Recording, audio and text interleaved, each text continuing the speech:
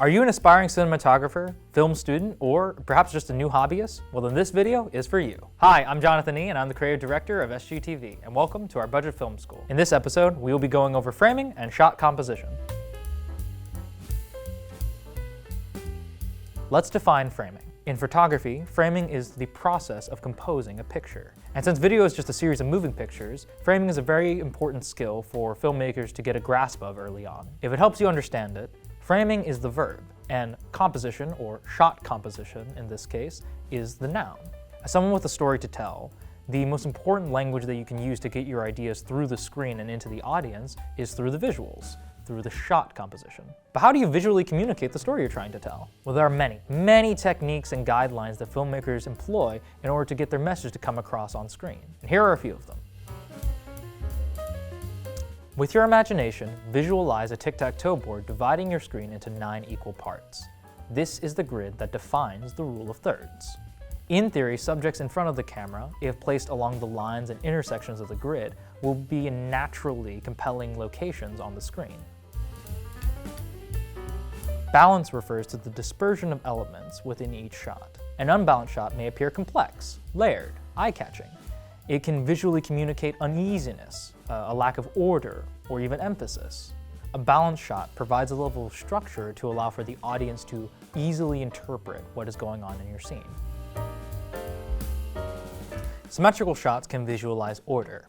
It allows for any subject that you put in the center to have sort of a spotlight effect, where they appear as if they have some greater importance or have some sort of greater power. At this point, it is good to note that putting your subject smack dab in the center of the frame is not adhering to the rule of thirds, as they are not neatly fit along the lines.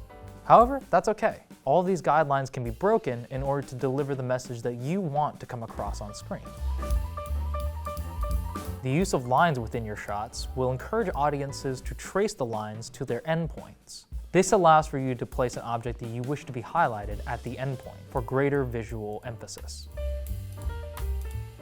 Eyeline is the line of sight from your subject on screen to whatever or wherever they're looking towards. Similar to leading lines, eye lines can be used to highlight key elements. It can also be used to provide spatial relationships between each scene in context.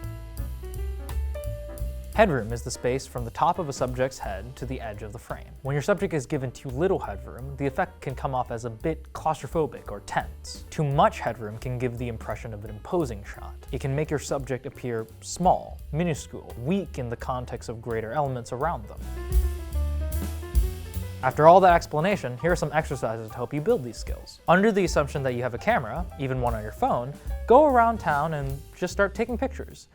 Take a bunch of visually complex shots that sort of make sense. Practice these skills and put them into each one of them. Another exercise that you can do is that while you're watching your favorite piece of media, watch each scene very carefully and break down each shot as to what would have been the conscious decisions by the creators in order to visually communicate what you should be feeling in each given moment. And finally, and this is a more advanced exercise, take the story that you wish to tell most and imagine the most important frame from that project. Every minute detail, all the decisions and all the actions needed, experiment from there. Try to see if you can make a mock-up. I hope that this video has been able to provide some good foundational tips in order to help you shoot better photos and videos. If you know someone interested in making video content, send them over to our YouTube channel at youtube.com/sgtvcreative and have them subscribe so that they can catch the next episode of the Budget Film School. Also have them follow our social media pages for announcements on upcoming videos. Thank you so much for watching, and I hope you remember to be creative.